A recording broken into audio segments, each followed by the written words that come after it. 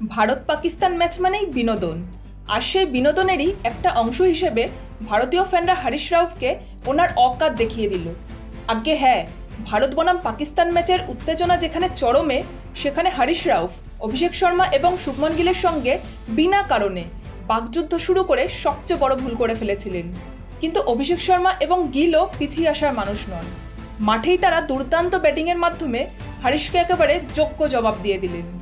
আর আসল মজা হলো, যখন হরিশ এলেন বাউন্ডারি লাইনে ফিল্ডিং করতে, তখন ভারতীয় ফ্যানরা শুরু করে দিল কোহলি কোহলি স্লোগান।